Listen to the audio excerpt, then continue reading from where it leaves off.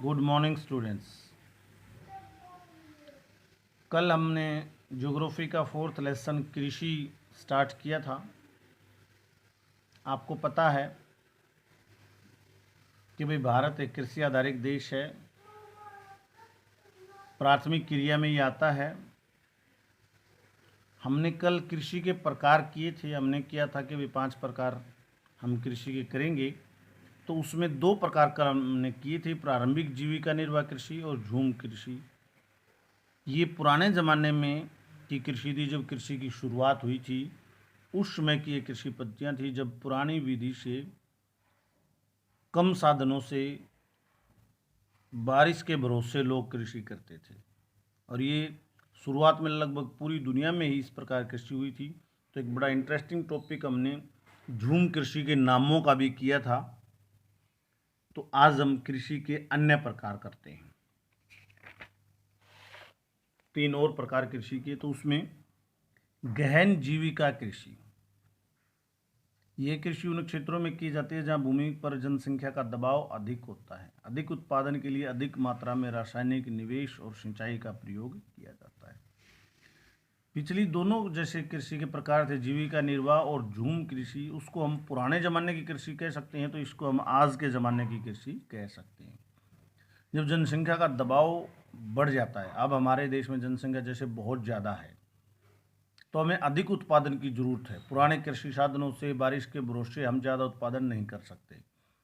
ज़्यादा उत्पादन की जरूरत है, तो अधिक उत्पादन के लिए हम आधुनिक खाद, बीज, दवाइयों का, आधुनिक सिंचाई साधनों का प्रयोग करते हैं और ज़्यादा उत्पादन करते हैं। तो ये गहन जीविका कृषि यानी ये आधुनिक कृषि का एक रूप है।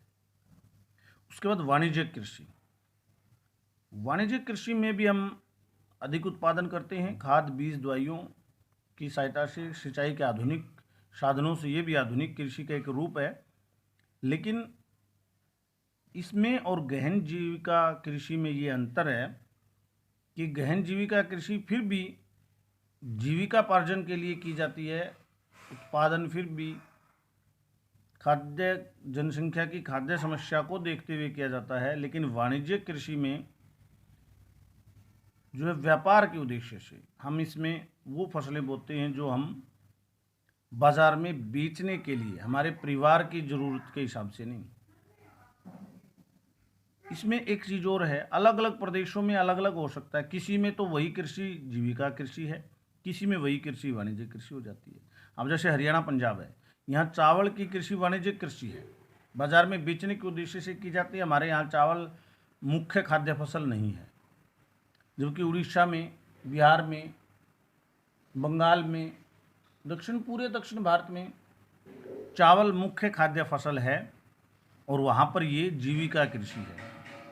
और न केवल भारत में, दुनिया में भी ज़्यादा गेहूं की बजाय चावल ही खाया जाता है। हमारे एरिया में गेहूं ज़्यादा खाया जाता है। हमारे देश की भी एवरेज निकाली जाए तो चावल ज़्यादा खाया जाता है, और दुनिया की भी एवरेज निकाली जाए तो चावल ज़्यादा खाया जाता है। तो यानी कि कहने का मतलब ये है कि हमारे एरिया में चावल जो है वाणिज्यिक कृषि है, बाकी दुनिया में, या यहाँ पर उड़ीसा का नाम लिखा हुआ है, जीविका कृषि है। उसके बाद रोपण कृषि, ये भी इन्हीं से ठीक मिलता जुलता है। ये भी वाणिज्यिक कृषि है एक प्रकार की, बाजार में बेचने के उद्देश्य से बोई जाती है। आधुनिक रासायनिक खाद, बीज, दवाइयों की मदद से उत्पादन ज़्यादा लिया जाता है। लेकिन इसमें और वाणिज्यिक कृषि में क्या अंतर है? वाणिज्यिक कृषि तो एक, ये रोपण कृषि जो है एक एरिया में एक ही फसल, लंबे चौड़े एरिया में, जैसे मान लो आसाम की तरफ चले जाओगे तो वहाँ पर चाय के बागान पूरे के पूरा एरिया में, और कोई दूसरी फसल आपको दिखाई नहीं देगी। उनका एक उद्देश्य होता है, वो बाज़ार में स्पेशल कच्चे माल के लिए बोई जाती हैं। स्पेशल डिमांड पहले से आ जाती है, चाय की जो कंपनियां हैं, भाई हमें इतना जो है चाहिए, उसी हिसाब से वो बोई जाती है। जैसे आजकल बाबा रामदेव कर रहे हैं, एक एरिया में पूरे एरिया के किसानों से कांटेक्ट कर लेते हैं, पूरा एरिया एक ही फसल का लगवा देते हैं जो उसको चाहिए होती है अपने हिसाब से। तो ये हो गई रोपण कृषि, यानी कि जब वाणिज्यिक कृषि की तरह व्यापार के उद्देश्य से फसल बोई जाए, लेकिन एक लंबे चौड़े क्षेत्र में एक ही फसल बोई जाए और उसको बाजार में जो है कच्चे माल के रूप में उसका प्रयोग किया जाए। इसमें चाय है, कॉफ़ी है, रबड़ है, गन्ना है, केला है, इस तरह की फसलें आती हैं। तो ये 5 प्रकार के जो हैं फसलों के रूप हो गए। 2 कल हमने किए थे जो पुराने ज़माने के शुरुआत के थे, जीविका निर्वाह कृषि, झूम कृषि। 3 आज हमने किए जो आधुनिक रूप हैं कृषि के, गहन जीविका निर्वाह कृषि, वाणिज्यिक कृषि और रोपण कृषि। आगे जो हैं कल हम करेंगे सस्य फसल प्रारूप या सस्य प्रारूप, या ऋतुएं हमारे यहाँ पर कौन सी फसलों की होती हैं, वो कल करेंगे। आज इतना ही, धन्यवाद।